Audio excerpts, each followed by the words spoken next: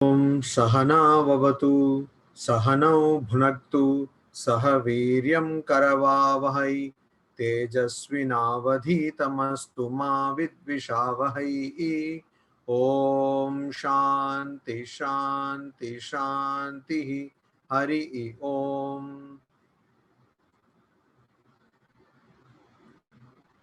আমরা ভগবদ গীতায়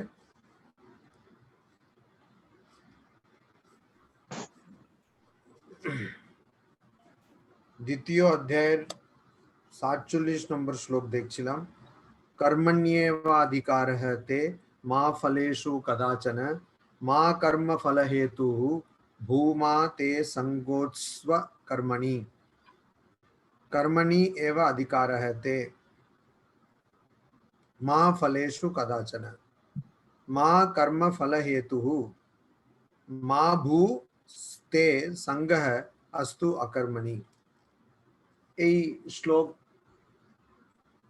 কে সম্বন্ধে ভেবে তারপরে লিখতে বললাম একটা কাগজে।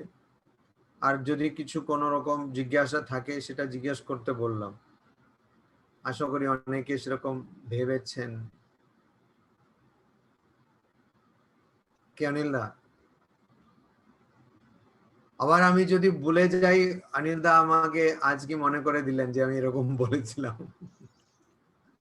তো সব দোষ অনিলদার, আমার না, ঠিক আছে? উনি একটা ভিডিও বানিয়ে আমাকে, তখন আমি ভাবলাম হ্যাঁ সত্যি তো আমি এরকম বলেছিলাম, তাহলে ধরবো, পড়া ধরবো। সঙ্গমিত্রাদি হাসছেন, হাসলে তো হবে না। কে এখন আপনারা বলুন, আপনি লিখে কিছু ভাবলেন, কিছু জিজ্ঞাসা হলো এটাতে, বা আমার প্রশ্ন সেটা ছিল না। আমার প্রশ্ন ছিল এটা কি সম্ভব আজকে 2021-এ শুধু কর্ম করে যাব, ফলের চিন্তা করব না, এটা কি সম্ভব? যদি হ্যাঁ তাহলে কি করে সম্ভব, আর যদি না তাহলে কি করে সম্ভব না? অনিলদা ভালো হয়েছে, সবাই কিন্তু এখানে কর্মযোগী, কেউ ফলের কামনা করে না। সবাই বুঝতে পেরেছে ব্যাপারটা, এই জন্য কারো কোনো কিছু জিজ্ঞেস করা নেই।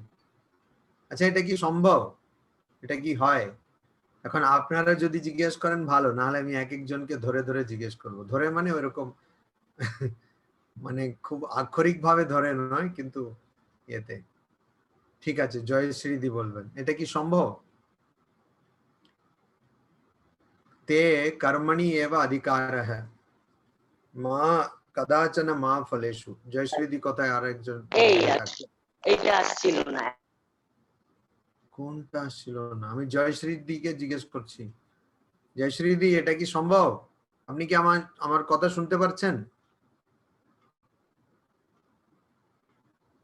আপনাকে হালকা আনমিউট করতে ভলিউম হবে। আসছে আজকে, আমার নেটওয়ার্ক প্রবলেম। হালকা শুন, আরেকবার একটু বলতে হবে, শুনতে পাইনি।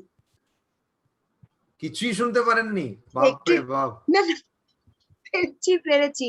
প্রশ্ন এটা রিক্যাপ শুনতে পেরেছি। আপনার প্রশ্নটা আপনি আবার আমাদের মনে করালেন, ঠিকই তো।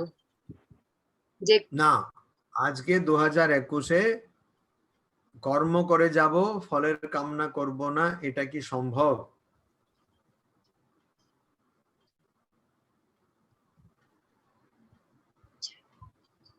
ইচ্ছা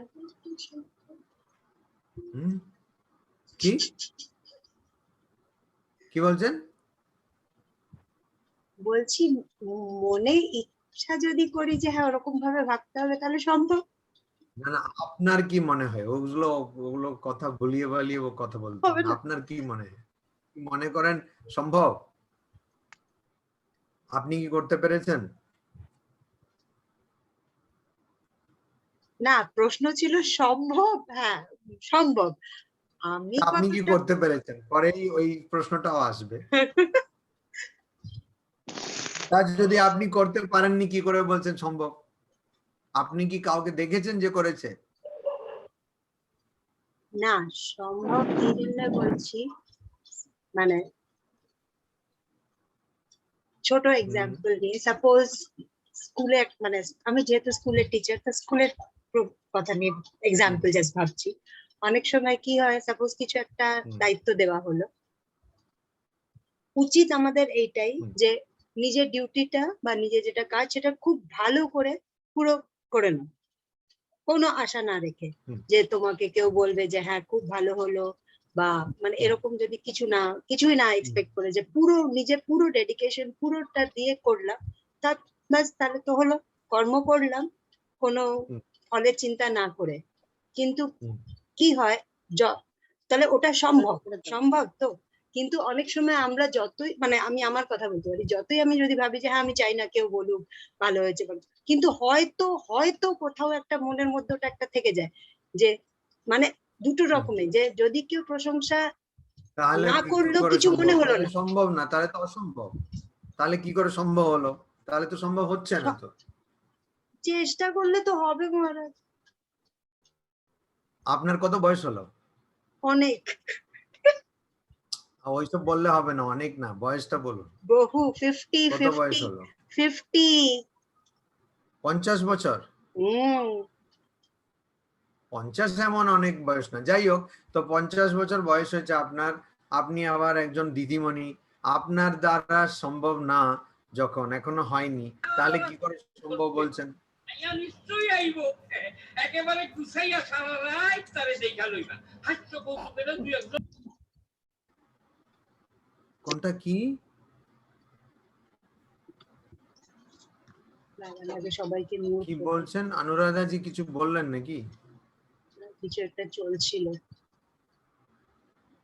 আচ্ছা, তাহলে রীতাজি বলুন, এটা কি সম্ভব?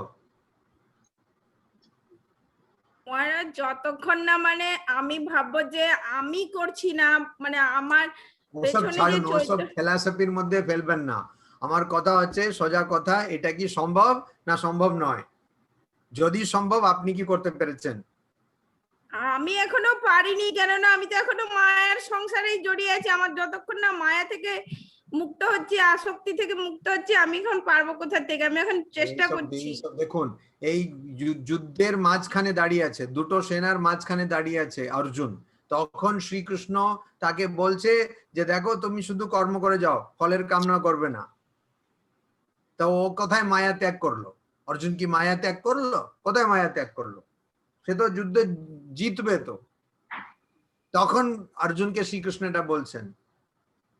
তো আপনি কি বলছেন, এটা সম্ভব না সম্ভব নয়? আর যদি সম্ভব, তাহলে কি করে সম্ভব? আপনি কি এটা করতে পেরেছেন? আর যদি নয়, তাহলে কেন সম্ভব নয়? কোথায় একজন, কোথায় এই স্মৃতি আসেনি? কি নাম ওর? স্মৃতি তো কি মাইতি? অনিল দা? স্মৃতি মাইতি। স্মৃতি মাইতি ও স্মৃতি মাইতি ও দিল্লিতে নেই, দিল্লিতে নেই তো, ও এখন বেঙ্গলে। তো এবারে ওখান থেকে জয়েন তো করছে না দেখছি। আচ্ছা, তো এটা কি সম্ভব না সম্ভব নয়?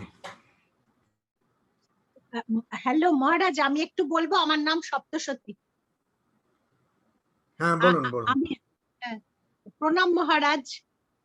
এটা কিছু কিছু ক্ষেত্রে সম্ভব, সর্বক্ষেত্রে না হলেও জীবনে দু একটা ক্ষেত্রে সম্ভব। আমার যখন 45 বছর বয়স, আজ থেকে প্রায় বেশ, এখন আমার 58 বছর বয়স, অনেক বছর আগের কথা বলছি। আমার শ্বশুর মশাই যখন খুব অসুস্থ ছিলেন, তখন ওনার সেবা করতাম আমি। তখন উনি আমাকে সবসময় বলতেন, তোমার নামে আমি এত টাকা রেখে যাচ্ছি, তোমাকে এত টাকা দেবো, এইসব অনেক কিছু বলতেন। আমি বলেছিলাম বাবাকে যে আমায় কোনো টাকার গল্প শোনাবেন না, আমি আপনাকে এমনি সেবা করব, এমনি দেখে দেবো। এবং আমি সেই ফলের আশা না করেই ওনাকে জীবনের শেষ দিন পর্যন্ত সেবা যত্ন করতে পেরেছি। এটা একটা হয়েছিল। আর আমার মেয়েদের যখন আমি বড় করেছি, তখন ওদের যখন পড়াশোনা শেখাতাম, ওদের বলতাম যে তোমার রেজাল্ট বেরোতো যেদিন, সেদিন বলতাম যে তুমি যদি শূন্য পাও তাও হাসতে হাসতে আসবে, তাতে কোনো ইয়ে নেই, মানে যে তুমি যে সবসময় ভালো নম্বর পাবে এইটা আশা করো না, পড়াশোনাটা করে যাও, তারপর যা ফল হয় হবে। এরকম দু একটা অভিজ্ঞতা হয়েছে। তা যদি শ্রীকৃষ্ণ জানেন যে এটা সবসময় সম্ভব না, তাহলে কেন বলছেন অর্জুনকে? আমরা চেষ্টা করলে এটা আমরা সম্ভব করতে পারি। না, ওখানে বলছেন কাদাচনা। কাদাচনা মানে কখনো, কখনো তোমার মা ফলেষু কাদাচনা, মানে ফলের অধিকার তোমার কখনো নয়।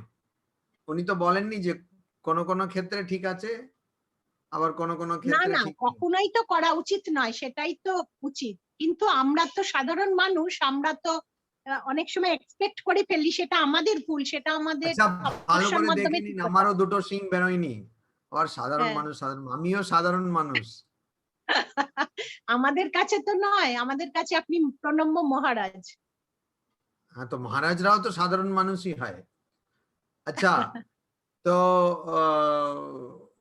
আবার পরীক্ষা পড়বে, পরীক্ষাতে কি মার্ক আসবে আসবে না সেটা নিয়ে চিন্তা করবে না। তাহলে আমি কি করে বুঝবো যে আমি ভালো করে পড়াশোনা করেছি?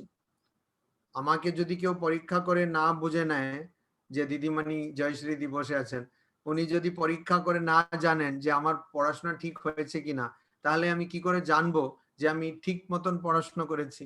এটাও তো একটা কথা। অটোমেটিক ভালো পড়াশোনা করলে ভালো রেজাল্ট আসবেই, কিন্তু সেটার জন্য অত মানে আগে থাকতে অত ভাবতে হবে না। হ্যাঁ, সেটাই ভাবতে বলছি। হবে না, কিন্তু পরীক্ষা তো দিতে হবে, না হলে আমি বুঝবো কি করে যে নিশ্চয়ই, আমি কাজ তো কর্ম তো করতেই হবে, কর্ম তো করতেই হবে। না, কিন্তু যদি কেউ বলে তোমাকে ফল নিয়ে অত ভাবতে হবে না, সে যদি না পড়ে, তাহলে মানে ভালো করে যদি না পড়ে, অবশ্য গীতাতে এই শ্লোকেই বলা আছে, মা কর্ম করে যাও। সঙ্গহ অকর্মণি, মাতে অস্তু সঙ্গহ অকর্মণি, মানে কখনো তুমি যেন কর্ম না করাতে তোমার যেন আসক্তি না হয়, যে আমি কর্ম করব না, সেটা যেন তোমার মাথায় না আসে। হ্যাঁ। আচ্ছা, কেউ কোনো উদাহরণ বলতে পারে? ভুলে ভুলে যান এইসব গীতা আর আধ্যাত্মিকতা এগুলো, এমনি সাধারণ জীবন থেকে কোনো উদাহরণ বলতে পারে যেখানে কর্ম করতে হবে কিন্তু ফলের কামনা করতে নেই? মা যেমন সন্তানের জন্য করে। আজকাল সেটাও বলা যাচ্ছে না, মা বলছে যে মহারাজ, আমাকে আগেকার দিনের টিচাররা যেমন আমাদেরকে, আমাদের স্কুলের টিচাররা কোনো কিছু এক্সপেকটেশন ছাড়াই মানে পড়াতেন, তো সেগুলো তো তাই অনেকটাই। কি এক্সপেকটেশন ছাড়া পড়াতেন? এক্সপেকটেশন তো ছিল আমাদের ভালো নাম সময়ে অনেক একটু হবে। টিচার ছিল এরকমই পড়াতেন। না না, সব ভালো টিচার ছিলেন, কিন্তু ওদেরও কম বেশি একটু ছিল যে একটু ভালো নাম হবে, এ হবে, স্টুডেন্টরা এসে Plus বলবে স্যার আপনি কত ভালো পড়িয়েছিলেন, তাতেই ওদের খুব আনন্দ, সেটাও তো এক্সপেকটেশন। না, এই যে মহারাজ আপনি আমাদের এই যে এত সুন্দর করে গীতার ক্লাস নিচ্ছেন, পড়াচ্ছেন, আমাদের একটু সেটাও তো বোধ একটা দেওয়ার জন্য আমার চেষ্টা মাথা বিগড়ে করছেন। গেছে বলে, আমার না মাথায় না দুটো না না টিলা আছে বলে। না না না, এটা আপনার একদমই নিষ্কাম কর্ম। এই একটা উদাহরণ দিলাম এটা একদম আমার প্র্যাকটিক্যাল মাথা জীবনের প্যাচ থেকে। দিলা, এটা আর শুভনাদি ওই ভালো লোককে বলেছে। সঙ্গে করে অনিলদার একদম মাথার মাতাজি মহারাজরা যে এই যে নিরন্তর পরিশ্রম করে চলেন আমাদের মতন ভক্তদের আমি জন্য, বললাম, এটা আমি একদম। কি বললাম, ধর্ম আধ্যাত্মিকতা ছেড়ে দিন, অন্য কোথাও আপনি কি পেয়েছেন কোন দৃষ্টান্ত যেখানে ফলের কামনা করতে নেই? স্বাধীনতা সংগ্রামীরা করেছিলেন, স্বাধীনতা সংগ্রামীরা তো স্বাধীনতার জন্য দেশের জন্য, আরে দেশের জন্য করেছিলেন। নিজের সামনে তো ফল ছিল, স্বাধীনতা লাভ করতে হবে, সেটা তো ফল ছিল না, না সেটার জন্য চিন্তা করেননি, তারা জেনেছিলেন আমাকে দেশকে ভালোবেসে এগিয়ে যেতে হবে, তারপরে যা হবে দেখা যাবে। কতজন মারা গেছে, কতজনই তো স্বাধীনতার আগেই মারা গেছেন, তারা কি জন্য? ঠিক আছে, ওরা কিন্তু স্বাধীনতার জন্য লড়লো, তো তাদের সামনে তো একদম ফল নির্দিষ্ট ছিল, স্বাধীনতা লাভ করব। তো আমি বলছি বৃহত্তর ফলের মানে সবার জন্য ফল, সেটা তো নিজস্ব নয়। শুনো, ফল ফল সেটা ইয়ে হয়, কি বলে ওটাকে, আমলকি হয় না ইয়ে কাঁঠাল হয়, ফল ফলই, বৃহত্তর ফল আর ছোট ফল তাতে কিছু যায় আসে না, ফলটাই। তারপরে অনেকে তো নীরবে দান করে, সেটাও তো একটা। করছেন নীরবে দান? কে করছেন নীরবে দান? এরকম মানুষ তো দু একজন পাওয়াই যায় যারা নীরবে দান করে এবং ফলের আশা করে না, না জানিয়ে দান করে, সে দিয়েছে জানবে। ওরকম কথায় আছে, কে আছে? খুঁজলে আমি দু বলছি একটা যে- পাওয়া যাবে, খুঁজলে পাওয়া যাবে। মহারাজজি হ্যাঁ মহারাজজি আমি একটা উদাহরণ পেয়েছি, যেটা হচ্ছে অঙ্গদান। মানে যদি কেউ অঙ্গদান তখন যদি কেউ মরে যায়, তো তো কোনো ফলের আশা থাকবে না যে আমি অঙ্গ দিচ্ছি, এটার জন্য আমাকে ওইটা না, অনেকে এটা ভালো তুমি বলেছো, কিন্তু যারা অঙ্গদান করে তারাও একটু এই তাদের মানে সন্তুষ্টি থাকে যে আমার মরার পরেও আমি বেঁচে থাকবো, এদের এদের শরীরে আমি বেঁচে থাকবো, এরকমও একটা থাকে। তো ওখানেও একটা প্রত্যাশা আছে। রক্তদান, হ্যাঁ রক্তদান। রক্তদানে তো আছে, তো আমি কাউকে রক্ত দিলাম, বাঁচালাম, এরকম একটা ভালো লাগার একটা জিনিস আছে না, আমার ভালো লাগছে লোকেদের সেবা করে। আমি সেটা বলছি না, বলছি যে এমন কোন জায়গা আছে, উদাহরণ আছে যেখানে এরকম করতেই হবে, না হলে বিপদ ঘটবে। ফলাকাঙ্ক্ষা করলে সবসময় বিপদ ঘটবে। হ্যাঁ সে তো মহারাজ মায়ের সন্তানের জন্য, সন্তান যাই করুক মাকে তো তার ভালো চাইতেই হবে। হ্যাঁ, আমি ওটাই বলতে চাইছিলাম যে আজকাল সেটাও বলা যাচ্ছে না, কেন মা তারপরে বলবে আমি তোমাকে কত করে ভালো করলাম, মানুষ করলাম, এখন তুমি আমাকে লাত মারছো, এরকমও তো একটা ডায়লগ থাকে মায়েদের। সে তো থাকে, কিন্তু সেখানে মানে করুক আর না করুক, বাবা মা তো বাচ্চাদেরকে বড় করতেই হয় না। আপনারা খুব কমপ্লিকেটেড, মানে খুবই বেশি ভাবছেন, অত দূরে ভাবতে হবে না, খুব কাছের জিনিস, মানে সবাই জানে এটা। আর ওখানে ফলো না করলে বিপদ ঘটবে। আমি বলছি সারা পৃথিবীতে যত ডক্টর রয়েছে না, ডাক্তার জানেন তো, ডক্টর চিকিৎসক যারা, তাদের কতগুলো অ্যাসোসিয়েশন থাকে, মানে তাদের কতগুলো গ্রুপ থাকে। তাতে ওই যেমন ভারতে আছে medical council, Indian medical council of India, ঠিক সেরকম প্রত্যেক রাজ্যে আলাদা আলাদা মেডিকেল কাউন্সিল আছে। তো তাদের নিয়ম অনুযায়ী তারা নিজের আত্মীয় স্বজনকে চিকিৎসা করতে পারবে না, নিজের আত্মীয় স্বজন বা নিজের আত্মীয় স্বজনকে অপারেশনও করতে পারবে না। এটা আপনারা কেউ জানেন না জানেন কিন্তু ভুলে গেছেন, জানি না, এটা কেউ জানতেন না। ডক্টররা নিজের আত্মীয় স্বজন বা নিজের বন্ধুকে ইয়ে করতে পারবে না, তাদের চিকিৎসা করতে পারবে না। আর কারণ হচ্ছে যদি সেরকম চিকিৎসা করে তাহলে তাদের কোন সিদ্ধান্ত যদি নেয় তাহলে ওখানে ভুল হওয়ার সম্ভাবনা থাকছে। আর যদি অপারেশন করে তাহলে তার হাত কাঁপবে ইত্যাদি। নিজের ছেলের যদি বাবা অপারেশন করে তাহলে হাত কাঁপবে, ওই জন্য করতে পারবে না। নিয়ম মানে বেআইনি আর কি, ওটা নিয়মের মধ্যে পড়ে না, ও করতে পারবে না। তো এখানে ফলের কামনা করাটা গন্ডগোল, মানে ফলের কামনা করলেই বিপদ ঘটবে। ওই জন্য যার ফলের সঙ্গে আসক্তি আছে তার ওটা করাই চলবে না, নিয়ম বলে দিচ্ছে, আইন বলে দিচ্ছে যে করা চলবে না। ঠিক আছে, ওরা গীতা পাঠ করে এটা এই নিয়মটা করেনি, মানে ওরা এটা যুক্তি দিয়ে ভেবে করেছে। ফলে এই যে শ্লোক, এটাকে সবাই দেখে যে ধর্মীয় একটা হিন্দু বা একটা বেদান্ত, এরকম না, এটা পুরো যুক্তিগত। যুক্তি দিয়ে ভাবলে আপনি বুঝবেন যে ঠিকই তো, আমি যদি ফলের কামনা করি তাহলে ওই কাজটা আমি ঠিক মতন সুষ্ঠুভাবে করতে পারবো না। আরেকটা উদাহরণ দিচ্ছি, ধরুন একটা সরকারি সংস্থা রয়েছে, আর ওই সরকারি সংস্থাতে কিছু একটা কিনতে হবে, কোনো একটা জিনিস কিনতে হবে। ধরুন ওখানে ওরা ওই বাল্ব কিনবে, ওই বাল্ব কেনার যারা ঠিক করবে, যারা সিদ্ধান্ত নেবে কোন কোম্পানি থেকে বাল্ব কেনা হবে, সেই সিদ্ধান্ত যারা নেবে তাদের কিন্তু কোনো কোম্পানিতে বা কোম্পানির সঙ্গে কোনো সম্পর্ক, কোনো যোগাযোগ, যে কোম্পানিগুলো বাল্ব তৈরি করছে সেরকম কোম্পানির সঙ্গে যোগাযোগ বা সম্পর্ক থাকা চলবে না। এটা শুনেছেন? ওটাকে ইংরেজিতে বলে কনফ্লিক্ট অফ ইন্টারেস্ট। মানে তাদের এখানে ধরুন একটা আমি বলছি, একটা ধরুন কর্পোরেশন, ধরুন কলকাতা কর্পোরেশন ঠিক করেছে যে তাদের রাস্তাতে তারা এক রকমের আলো বসাবে নতুন করে।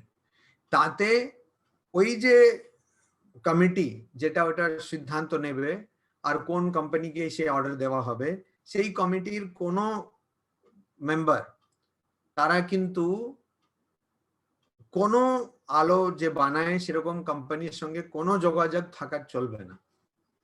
কেন? স্বাভাবিক ব্যাপার, যদি যোগাযোগ থাকে তাহলে সে ওই কোম্পানিকেই অর্ডার দেবে। ধরুন ওখানে এমন একজন মহিলা আছে, সে একটা কোম্পানি যে আলো বানাচ্ছে সেই কোম্পানিরও ডাইরেক্টর, তাহলে সে কি করবে? নিজের কোম্পানিকে সে কন্ট্রাক্টটা আনার চেষ্টা করবে। আবার সেরকম কমিটিতে যদি ওরকম কেউ থাকেও, তাহলে ওই মিটিং এ তাদের থাকা চলবে না, ওই মিটিং এ তাদেরকে বেরিয়ে যেতে হবে। তো এই নিয়মটাও কেউ গীতা পড়ে করেননি। তো এখানেও ফল থাকলে ওই কর্মটা ঠিক মতন, ফলের প্রতি আসক্তি থাকলে, ফলের সঙ্গে কোন রকম সম্পর্ক থাকলে ওই কাজটা ভালো হবে না, ওই কাজটা কখনো ভালো হবে না। তো এই জন্য যারা খেলোয়াড় আর কি, ফুটবল খেলে, বাস্কেটবল খেলে, ভলিবল খেলে, ক্রিকেট খেলে, তাদের সব কোচ বলে দেয় যে যখন তুমি খেলবে কখনো স্কোর বোর্ডের দিকে তাকাবে না, যখন আমি বলবো তখন তাকাবে, মানে যখন কোচ বলবে তখন তাকাবে, না হলে না, অন্যথা নয়। না হলে তোমার খেলাটা পুরো ওটার মধ্যে কি মনের চাপ, যে আরে আমাকে এত গোল করতে হবে, বা আমাকে এত, আমার পয়েন্ট কমে গেছে, আমাকে পয়েন্ট করতে হবে, তাহলে কোনোদিনই জিততে পারবে না। সবসময় খেলার দিকে নজরটা রাখবে। একজন সচিন টেন্ডুলকারকে জিজ্ঞেস করলো, আচ্ছা আপনি সবসময় এরকম কি করে খেলতে পারছেন? বলছেন যখন আমি খেলি, আর আপনি অনেক সময়, ওই সচিন টেন্ডুলকার তো অনেকবার করেছে, 99তে আউট হয়ে গেছে, 100 কত সেঞ্চুরি তার মারা গেল। তো বলছে যে না, আমি সবসময় ওই বলের দিকে আমার নজর থাকে, আমি আর কিছু ভাবি না, আর বলটা এলো আমি ওটাকে মারার চেষ্টা করি। তো কর্মের মধ্যে, কাজের মধ্যে নজর দিতে হবে, ফলের মধ্যে নয়। যদি ফলের মধ্যে, যেমন যারা ছাত্রদের কি সমস্যা, যে এখন বললেন যে এক্সাম, পরীক্ষার জন্য তুমি পরীক্ষার জন্য তৈরি করো, কিন্তু পরীক্ষাতে গিয়ে, এখন যদি একজন পরীক্ষাতে গিয়ে সবসময় ভাবতে থাকে আমার কত হবে, তাহলে সে পরীক্ষা লিখতেই পারবে না। ওকে কিন্তু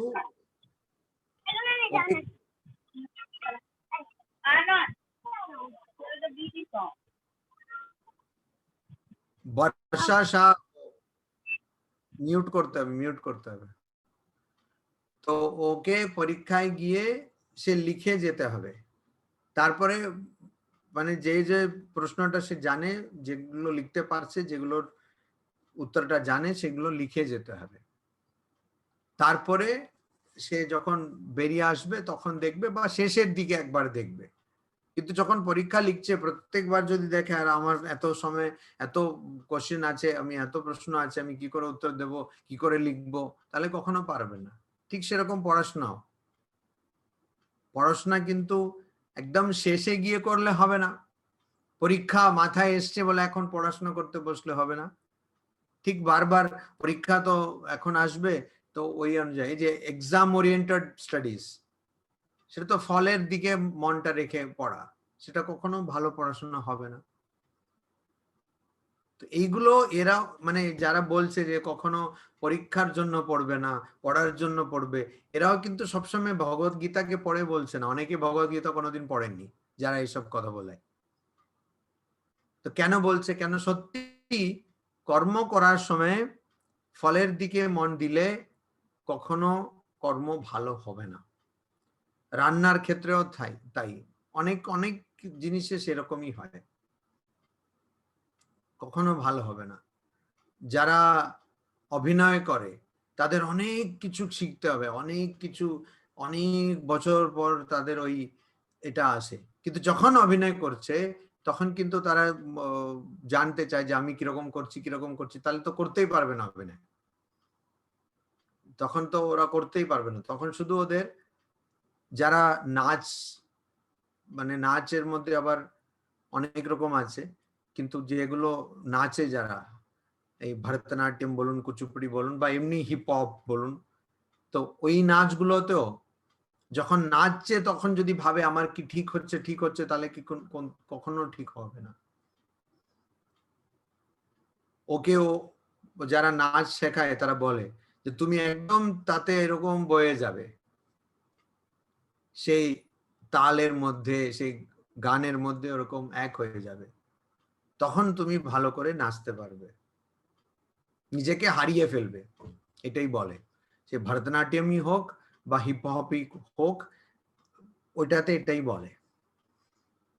তো সব জায়গায় তাই, একজন তবলা বাজাচ্ছে, তবলচি, সে ভালো তবলচি হতে পারে যখন সে সবকিছু ভুলে আত্মহারা হয়ে তবলা বাজায়, ওখানে কিন্তু ফলের চিন্তা থাকে না। তো ভালো কর্ম তখনই হয় যখন ফলের চিন্তা একদম থাকে না। কিন্তু এখানে একটা কথা আমাদের মনে রাখতে হবে, ফলের চিন্তা থাকে না মানে যাই হোক না কেন তাতে কি যায় আসে, এরকম না,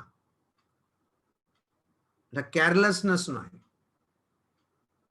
ভালো করে সেটাকে শিখতে হবে, ভালো করে সেটা করার চেষ্টা করতে হবে, কিন্তু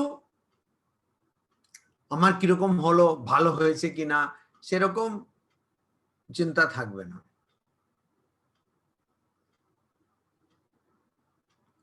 আর এইটা খুবই গুরুত্বপূর্ণ এই কারণে ভগবদ গীতায় শ্রীকৃষ্ণ এটাকে যোগ বলছেন, যোগঃ কর্মসু কৌশলম।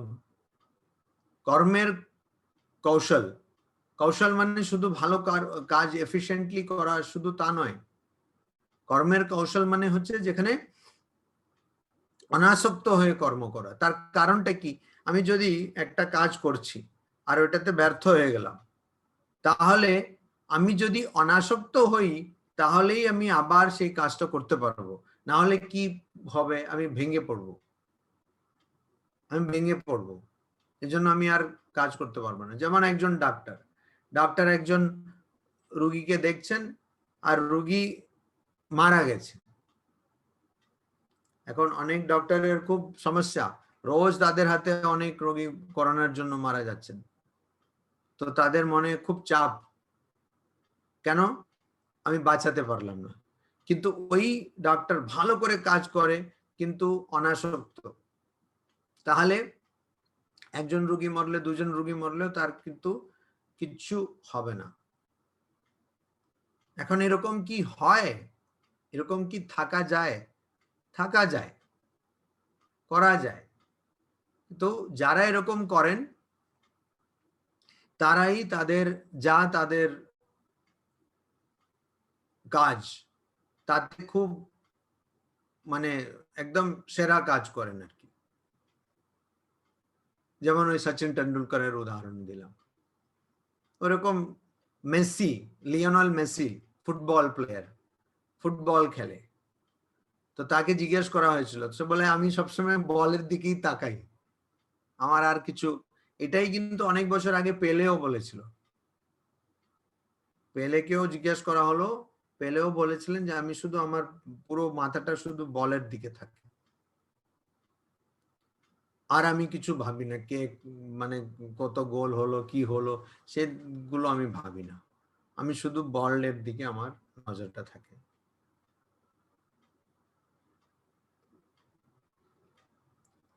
এই জন্য কর্মাণি এব অধিকারহতে, শুধু কাজ করার অধিকার, কাজ করার অধিকার। আবার এটাতে আরেকটা জিনিসও আছে, আমি যদি কাউকে 100 টাকা দিই বা আমি কারোর কাছ থেকে 100 টাকা নিই, আমি যদি দিলাম মানে ধার দিলাম আর কি, তো ওই লোকটাকে আমাকে 100 টাকা ফেরত দিতে হবে, ঠিক সেরকম আমি কারো কাছে ধার নিলাম 100 টাকা, তাহলে আমাকে তাকে 100 টাকা ফেরত দিতে হবে। তো আমি যদি যে কোনো কাজ করছি, সে কাজের একটা ফল তৈরি হয়। মানে বেশিরভাগ মানুষ যখন কাজ করে, আমি অমুক কাজ করছি বা আমি অমুক জিনিসের অনুভব করছি, ভোগ করছি, এই ভেবে কাজ করে। একজন আইসক্রিম কিনলো, আমি আইসক্রিম কিনেছি, আর ওই খেলো, তখন বলছে আমি আইসক্রিম খাচ্ছি। তো এই যে কাজ করছি আর ভোগ করছি, এই কথাটা তার মনের মধ্যে থাকে। এইরকম ভাব থাকার জন্য ও কাজ করার জন্য কি হয়, আমরা যে কাজ করি তার ফল তৈরি হয়। এবারে এই ফলটা যখন অবধি আমার মনের মধ্যে আমি কাজ করছি, আমি ভোগ করছি, এই ভাবটা থাকবে, ততদিন এই ফল তৈরি হতে থাকবে। আর এই ফলটাকে আমাদের কমাতে হবে, মানে না হলে এটা একটা বিশাল ভান্ডার হয়ে থাকবে, তাহলে আমাকে বারবার জন্ম নিতে হবে, বারবার এই দুঃখের সংসারে আসতে হবে। ওইটা কমানোর জন্য আমাকে কি করতে হবে, কাজটা করতে হবে। কাজ করলে কি হবে, ফলটা কমবে। আবার ধীরে ধীরে আমাকে ভাবতে হবে, আমাকে জানতে হবে যে প্রকৃতপক্ষে আমি করছি না বা আমি ভোগ করছি না। এটা সব একটা ভুলের জন্য, ভ্রান্ত ধারণার জন্য আমার এমন মনে হচ্ছে যেন আমি করছি, আমি ভোগ করছি, আমি কাজ করছি বা আমি ভোগ করছি, এটা মনে হচ্ছে কর্তৃত্ব ভোক্তৃত্ব। কিন্তু এটা রাতারাতি হবে না, এটা ক্রমশ আমাকে সেই অজ্ঞানটাকে অতিক্রম করে অজ্ঞানের নাশ করতে হবে। তো সেটা রাতারাতি হবে না। যেহেতু রাতারাতি হবে না, তার সঙ্গে সঙ্গেই আমাকে কাজও করে যেতে হবে। এই জন্য কৃষ্ণ, ভগবান শ্রীকৃষ্ণ বলছেন যে তুমি যেন কাজ না করাতে আসক্ত হও না, মানে কাজ না করে না থেকো না, কাজ করতে হবে। কেন, কাজ করলে তুমি যা কর্ম করে আসছো, মানে যেমন আমি একজনের কাছ থেকে যদি 100 টাকা ধার নিই, তাহলে আমাকে যেমন ধারটা ফেরত দিতে হবে, ঠিক সেরকম আমি যে কাজটা করেছি তার ফল আছে, সেই ফলটাকে আমাকে মেটাতে হবে। ওই মেটানোর জন্য আমাকে কাজ করতে হবে। আবার সঙ্গে সঙ্গে আমাকে তার সঙ্গেই আমাকে এই ভাবটা আমার মধ্যে আনতে হবে যে আমি কাজ করছি না বা আমি ভোগ করছি না। কেন ওই ভাবটা আনবো, কেন আমি শরীর মন নই। আমি যদি শরীর মন নই, কাজ করে আর ভোগ করাটা, কাজ করা আর ভোগ করা, সেটা শরীর আর মনের কাজ। আত্মা কখনো কাজ করা বা ভোগ করার ঊর্ধ্বে যায় না। তো যখন আমি বুঝবো যে আমি আত্মা, আমি শরীর নই, তখন নিজে থেকে এই ভাবটা চলে যাবে যে আমি করছি বা আমি ভোগ করছি। তো সঙ্গে সঙ্গে সেটাও আমাকে আমার মনের মধ্যে আনতে হবে যে আমি শরীর নই, আমি মন নই, আমি আত্মা। আর তার সঙ্গে কাজটা করে যেতে হবে। আর কাজের মধ্যে অনেকে কিরকম করে, কেউ কেউ তমগুণী কাজ করে, কেউ কেউ রজগুণী কাজ করে, আবার কেউ কেউ সত্যগুণের কাজ করে। সেটাও গীতাতে বলা আছে যে রজগুণের মতন কাজ কিরকম হবে, তমগুণের মতন কাজ কিরকম হবে, সত্যগুণের কাজ কিরকম হবে। তো সেই কাজগুলোকে ভাগ করা আছে গীতাতে। তো ক্রমশ আমাদের কি করতে হবে, তমগুণের কাজ থেকে রজগুণের কাজ করতে হবে, রজগুণের কাজ থেকে শেষে সত্যগুণী কাজ করতে হবে, আর সত্যগুণী কাজ থেকে সেটাকেও পেরিয়ে যেতে হবে। এজন্য কাজ করতে হবে। ঠাকুর কথামৃতে বলছেন যে কলিযুগে ভক্তির পথটাই হচ্ছে সবচেয়ে সরল, আর অন্য পথ যেমন অদ্বৈত জ্ঞানের পথ বা কর্মযোগ খুব কঠিন। তো ভক্তির পথেও কিন্তু কর্মযোগ করা যায়। কিরকম, সবকিছু ভগবানই করছেন, কিন্তু সেটা ভণ্ডামি করলে হবে না। ঠাকুরই একটা গল্প বলছেন, যেমন একজন তার ইয়েতে বাগান বানাচ্ছিল, কেউ এসে বলল তো কত সুন্দর বাগান, তো বলছে হ্যাঁ আমি খুব সুন্দর বাগান বানিয়েছি। বাহ, খুব একদম তার একদম হাওয়ায় উঠতে শুরু করলো আর কি। তারপরে ওর বাগানে এসে একটা গরু মারা গেছে, তখন বলছে না, বাগানে একটা গরু এলো, তখন ওটাকে মেরে দিল, ও মরেই গেল। তখন বলছে না আমি তো মারিনি, হাতের দেবতা হচ্ছেন ইন্দ্র, তো ইন্দ্র মেরেছেন। তো যখন ভালো হবে সেটা আমি করেছি, আর খারাপ হলে ভগবান করেছেন, সেটা বলা চলবে না। সবসময় ভগবান করছে, সবকিছু ভগবান করছেন। আমার যেটা ভালো লাগছে সেটা আমি করছি, আর যেটা খারাপ লাগছে সেটা ভগবান করছেন, এরকম চলবে না। সবকিছু আমাদের মনে রাখতে হবে, সবকিছু ভগবান করছেন, সবকিছু ভগবান করছেন। তো ভক্তের কাছেও সব ফলটাকে ভগবানের কাছে সমর্পণ করা যায়। এইরকম ভাবে এই কর্মযোগটাকে করতে হবে, যে আমি যা করব, যা ভাববো। অনেক সময় পূজার পরে একটা শ্লোক বলা হয়, আমি যা যা করলাম, আমার 5টে কর্মেন্দ্রিয় দিয়ে যা যা করলাম সেগুলো সব আমি ভগবানকে অর্পণ করছি, আর যে ভুল করলাম সেটাও অর্পণ করছি। যেহেতু শ্লোক সংস্কৃতে অনেকে তার মানে বোঝে না, তো কিন্তু মানেটা এটাই, যে আমি সেটা ভগবানকে অর্পণ করছি। তো সেরকমও ভক্ত কিন্তু এই কর্মযোগ করতে পারে, আর এটা খুব দরকার। এখন প্রশ্ন উঠতে পারে যে কর্মযোগ কিন্তু একজন মানুষের কাজ, ধরুন ডাকাতি, তাহলে সে কি কর্মযোগ করতে পারবে? একটা প্রশ্ন। সেটা কি করে হয়? ডাকাতি তো ভুল, সেটা তো নৈতিক নয়, সেটা তো অনৈতিক কাজ। সেটা কি করে কর্মযোগে যাবে? কি করে ওটাকে কর্মযোগ বলা যাবে? একজন যদি ডাকাত বাড়িতে জন্মেছে, তার বাবা ডাকাত, তার ঠাকুরমশাই মানে সবাই ঠাকুরদার ডাকাত, সবাই ডাকাত, তাহলে সেও ডাকাত হলো, তারপরে ডাকাতি করছে, তাহলে কি সে কর্মযোগ করতে পারে? এটা একটা প্রশ্ন। কিন্তু এরকম এখন আছে কিনা জানি না, কিন্তু আগে ছিল। তারা ওরকম প্রণাম করে মন্দিরে প্রণাম করে পুজো করে ডাকাতির জন্য যেত, তারপরে তাদের সব কর্মফল সবকিছু মাকে অর্পণ করে দিত।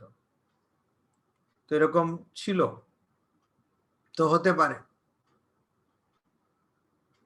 ওই জন্য ব্যাদ গীতা বলে ব্যাদ গীতা বলে মহাভারতে আছে। ব্যাদ মানে সে শিকার করে তারপরে ওই জানোয়ারগুলোকে কেটে কষাই আর কি, মানে সে মাংসটা বিক্রি করে। তো সে কিন্তু কর্মযোগ করছে। স্বামীজির কর্মযোগ বলে যে বই, কিন্তু স্বামীজি অনেক বক্তৃতা দিলেন, তারই সংকলন কর্মযোগ। তাতে ওই ব্যাদের সম্বন্ধে বলছেন Swamiji, each one is great in his own place, এরকম যে বক্তৃতা, তাতে উনি বলছেন। তো কর্মযোগ মানে আমার কর্ম নয়, এটা আমি করছি না। নৈষ্কর্ম্য বলে। নৈষ্কর্ম্য মানে আমি আমার প্রকৃত স্বরূপ কোনো কর্ম সঙ্গে লিপ্ত নয়, কোনো কর্মে আসক্ত নয়, সেটা হচ্ছে নৈষ্কর্ম্য। নৈষ্কর্ম্য মানে কর্মের ঊর্ধ্বে সেই স্বরূপটা আমি লাভ করব, সেটাই আমার প্রকৃত স্বরূপ, সেই স্বরূপটা আমি পাবো। তো সেটা কি করে পাবো? যখন আমি জানবো যে এই কর্মটা আমি করছি কারণ আগে আমি যা করেছি তার ফলে আমি এই কর্মটা করছি। এখন সবাই তো আর ডক্টর হয় না, সবাই উকিল হয় না, সবাই অধ্যাপকও হয় না, শিক্ষকও হয় না, সবাই মানে কেউ হচ্ছে। কি করে হচ্ছে? তার মানে এর আগে আমি যা কাজ করেছি তার ফল বা কাজগুলো করেছি তার ফলে আমি এটা হচ্ছি। তো আমি এর পরে কি হব সেটা আমার হাতে, বিধির বিধান নয়, আমার হাতে আছে। আমি আজকে যদি স্বামীজি বলছেন আজকে যদি আমি যা হয়ে আছি যেখানে আছি সেটা যদি আমি আগে আগে যা করেছি মানে এই জন্মে বা আগেকার জন্মে আমি যা করেছি তার ফল হয়, যদি তাই হয় তাহলে আমি কালকে কি হব সেটা তো আজকে আমি কি করব তার উপরে নির্ভর করে। তো কর্মযোগ বলছে, কর্মযোগ এটাই বলছে যে তুমি তাহলে আজকে যে কাজটা করছো সেটাকে আরো সুষ্ঠুভাবে করো, ওটাকে এমন করো যাতে তুমি তাতে আসক্ত না হো। তুমি আসক্ত হবে না, ওটাতে অ্যাটাচড হবে না। কেন দুঃখ কোত্থেকে আসে? যেখানেই আমাদের আসক্তি থাকে তখন দুঃখ আসে। যেমন আমি কিছুক্ষণ আগে বললাম যে সারা পৃথিবীতে নিয়ম আছে,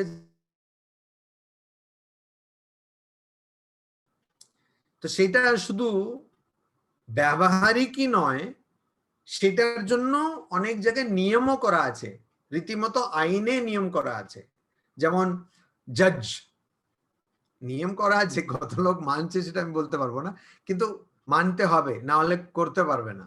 জজ যে একটা কোনো বিচার করে কোনো কেসের, তো সেই কেসের বিচার করতে গেলে ওই কেসের সঙ্গে তার কোনো সম্পর্ক বা কোনো কিছু কানেকশন থাকা চলবে না, থাকলে কিন্তু ঠিক মতন বিচার হবে না, জাজমেন্টটা তার ঠিক হবে না। ওই জন্য আর পরে যদি সেরকম ধরা পড়ে যে ওই জাজের কিছু এরকম সম্পর্ক ছিল, তাহলে পুরো জাজমেন্টটা বাতিল হয়ে যাবে। ওই রকমও নিয়ম আছে, আইনেই আছে, সেরকম আইন আছে। তো ওটাকে বলে মিস ট্রায়াল, মানে ভুল হয়ে গেছে, মানে জাজমেন্টটাই ভুল হয়ে গেছে, তা পুরো জাজমেন্টটাকেই উড়িয়ে দেবে, তারপরে আবার নতুন করে কেস হবে, আবার নতুন করে বিচার হবে। তো এটা কেন? কেননা যখনই একজনের ওই ফলের সঙ্গে আসক্তি আছে,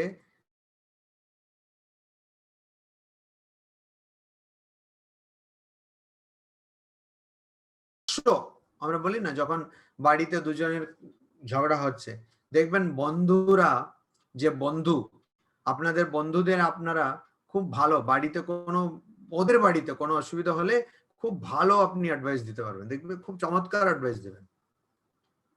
হ্যাঁ, তারপরের দিন দেখবেন নিজের বাড়িতে আরো বেশি কেলোকাণ্ড হয়ে থাকে, মানে আরো কিছু গন্ডগোল হয়ে গেল, এবারে ওরা এসে অ্যাডভাইস দেবে, কেন এরকম কেন হলো? আপনিই তো ভালো অ্যাডভাইস দিলেন যে হ্যাঁ তুমি এরকম করো এরকম করো, পরের দিন আপনার বাড়িতে এরকম কি করে হলো?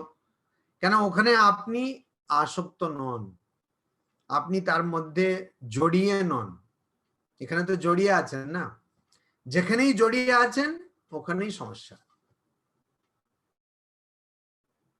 এটা বুঝতে হবে।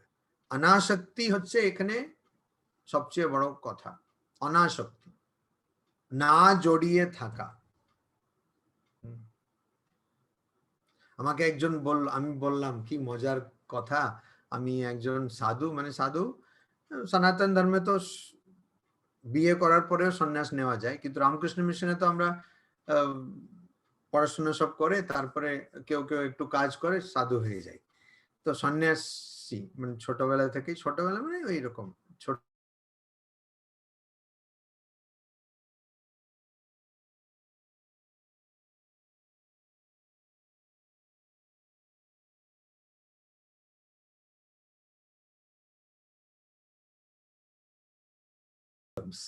সেটা নিয়ে আসে, মহারাজ দেখুন ও আমার কথা শুনে না, মহারাজ দেখুন ও এ করছে না, মানে স্বামী স্ত্রী ঝগড়া আর কি। আর তখন আমিও কিছু কিছু বলি আর ওটা লেগে যায়, আর এই জন্য এখন ক্লায়েন্টাইলটা বেড়ে গেছে আর কি, বেশি লোক আসছে।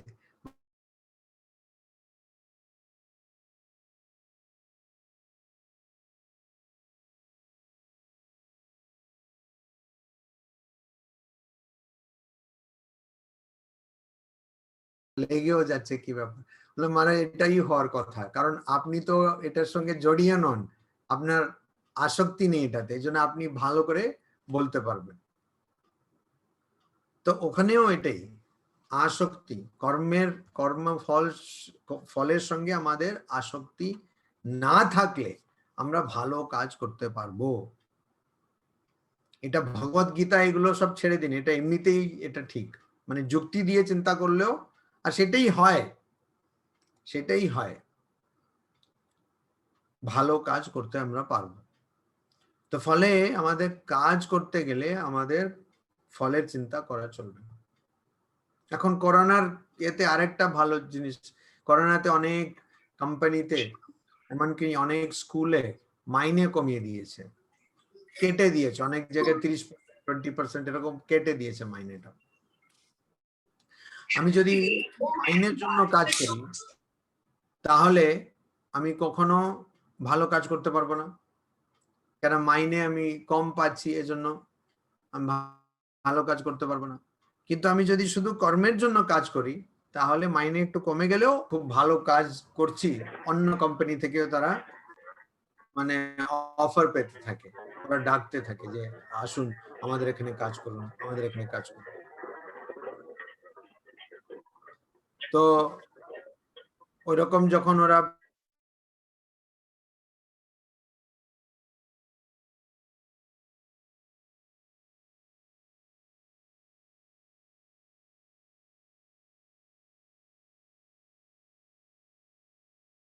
যদি একটু মানে 10,000 টাকা, 20,000 টাকা, 1 লক্ষ টাকা বেশি পাবো, এরকম মানে যেমন পজিশনে আছে আর কি, ছোট পজিশনে সিগন্যালটা একটু ঠিক না, অনেকে আসছেন যাচ্ছেন আসছেন এরকম হচ্ছে আজকে। তো এই জন্য এই কর্মণি এব অধিকারহতে, এটাই হচ্ছে কর্মযোগের সূত্র, রহস্য। এটা যে করার চেষ্টা করবে সে ভালো কর্মযোগী হবে। যে ভালো কর্মযোগী হবে তার দুঃখ হলেও তার বেশি কষ্ট হবে না, বেশি কষ্ট মানে বিচলিত হবে না। আবার খুব ভালো জিনিস হলেও সে বিচলিত হবে না, সবসময় একই ভাবে শান্ত ভাবে থাকবে। তার মানে একদম পাথরের মতন হয়ে যাবে তা বলা হচ্ছে না, সে ভালোই মানুষের মতনই থাকবে, কিন্তু তাতে তার খুব বেশি তার মনটা বিচলিত হবে না, ওই জন্য সে কাজটা করতে পারবে। অনেক বছর আগে আমি একবার জন্যই ডিফেন্স রিসার্চ ডেভেলপমেন্ট অর্গানাইজেশন, যারা আমাদের সেনাগুলোর জন্য অনেক কিছু গবেষণা করে, এমন একজন ভদ্রলোকের সঙ্গে দেখা হলো। তো আমি জিজ্ঞাসা করলাম আপনি এখন কি করছেন ইত্যাদি। তারপরে আমি দিল্লি একবার গেছিলাম, তো দিল্লিতে ওদের একটা ল্যাব ছিল, তো ওখানে উনি আমাকে ঘুরিয়ে দেখিয়েছিলেন। তো আমি জিজ্ঞেস করলাম যে আপনি কি করছেন, তো উনি বললেন যে মহারাজ যখন কোনো সৈনিক এতে যাচ্ছে, লড়তে যুদ্ধ করতে যাচ্ছে, তখন কেউ ওকে গুলি মেরে দিচ্ছে, তো গুলি মারলেই সঙ্গে সঙ্গে ও মরে যায় না, কিন্তু অনেক গুলি খেলে তবে গিয়ে মরে, বা সোজা মাথায় পড়লে মরে, না হলে এমনি বা সোজা ডাইরেক্টলি হার্টে পড়লে, কিন্তু ওরকম হয় না। আর যুদ্ধে তো তারা অনেক কিছু বুলেট প্রুফ পরে থাকে, তাদের অত তাড়াতাড়ি তারা মরে না, কিন্তু ওই যে গুলি লেগে গেলেই সে তার মনটা ভেঙে যায়, সে পড়ে যায় ওরকম। তো এই জন্য আমরা এমন একটা তৈরি করছি যেটা খেলে পরে তাদের গুলি মানে শেষ নিঃশ্বাস অবধি তারা কাজ করবে, মানে তারা যুদ্ধ করে যাবে। তো আমাদের সমস্যা কি, ওই কেন ভগবত গীতাতে শ্রীকৃষ্ণ বলছেন তুমি শুধু কর্ম করে যাও, ফলের কামনা করবে না? কারণ যখনই আমরা মনে করি যে ব্যর্থ হতে পারি, আমরা যখনই আমাদের ভয় হয় ব্যর্থ হয়ে যাব, বা যখন আমরা হয়ে যাই, তখন আবার চেষ্টা করার সাহস বেশিরভাগ মানুষেরই থাকে না, শুধু একটা দুটো জিনিস বাদ দিয়ে, যেমন এই প্রেম টেমে বোধহয় এটা কাজ করে না, অনেককে ব্যর্থ হয়ে আবার প্রেম করে, আবার ব্যর্থ হয়ে আবার প্রেম করে, কিন্তু বাকি সব জিনিসে আমি দেখছি এটা কাজ করে। যেমন ধরুন একজন মাধ্যমিক ফেল হয়ে গেল, তারপরে কি তার মাধ্যমিক ফেল হয়ে গেল, আবার খুব কম লোকই আছে যে আবার সে লিখবে, তো বললাম মাধ্যমিকই ছেড়ে দেবো, ফেল হয়ে গেলাম, বাস আর পড়াশোনা বন্ধ।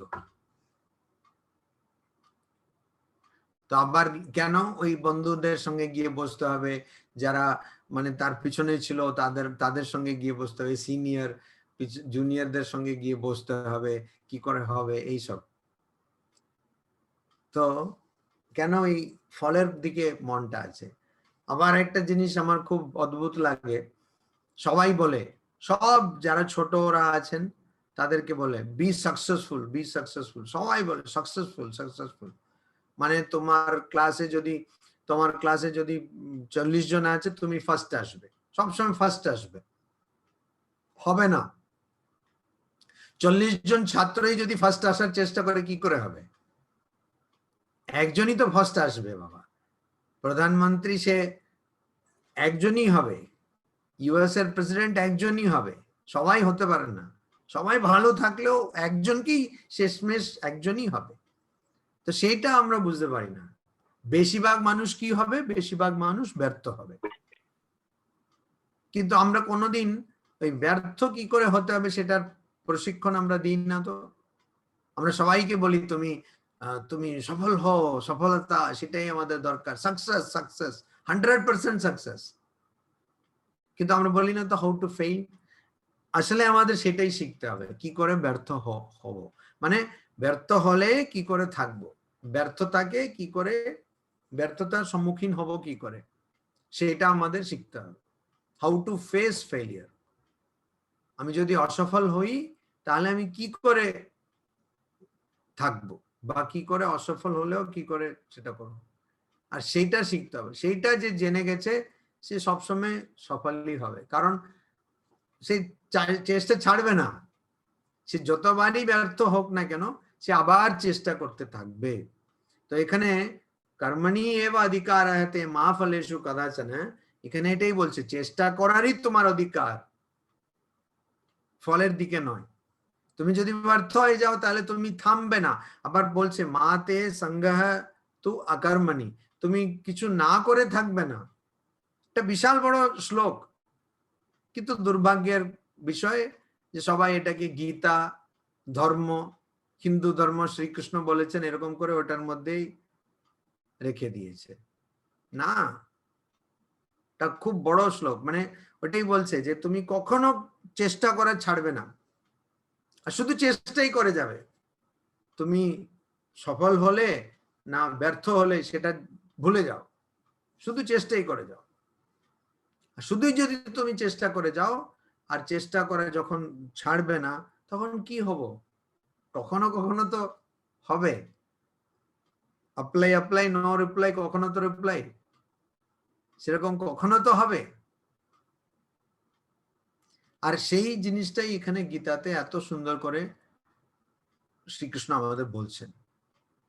আমি আপনাদের বলেছিলাম যে একটা খাতায় লিখুন, লিখে আমাকে জিজ্ঞেস করুন। আমি আবার বলছি, লিখে আপনি জিজ্ঞেস করুন। আচ্ছা, আজকে তো অনেক কিছু বলা হলো, অনেক কিছু শুনেছেন, এবারে আপনি এটাকে লিখুন, এগুলোকে ভাবুন, ভেবে সামনের সপ্তাহ আমাকে জিজ্ঞেস করুন যে এটা কি সম্ভব, আর সম্ভব আপনারা কি করতে পারবেন, আপনারা কি চেষ্টা করতে পারবেন, ছোট বড় সবাই। কেননা এই জন্মে শুরু করলে আবার পরের জন্মে বা তারপরের জন্মে কখনো তো পাবেন। কর্মসু কৌশলম, যোগ কর্মসু কৌশলম। আবার সেই কথাটাকে নিয়ে আইআইটি খড়গপুরে তাদের মোটো বানিয়ে দিয়েছে, যোগ। প্রত্যেক আইআইটির আলাদা মোটো, এটা আইআইটি খড়গপুরের মোটো, যোগ কর্মসু কৌশলম। তো যোগা ইজ ডেক্সটেরিটি ইন অ্যাকশন, মানে কর্ম কৌশল হচ্ছে যোগা, যোগ হচ্ছে কর্ম কৌশল। কেন বলেছে? কেন কর্ম কৌশল মানে এটাই, আমি চেষ্টা করে যাব, আমি ব্যর্থ হলাম না সফল হলাম সেটা নিয়ে আমি ভাববো না। তো এখানে কিন্তু এটার আরেকটা আধ্যাত্মিক মানেও আছে, পুরোপুরি আধ্যাত্মিক মানেও আছে, সেটা আমরা সামনের সপ্তাহে দেখব। ওম शांति शांति शांति। हरि ओम तत्सत। श्री राम कृष्णार्पणमस्तु।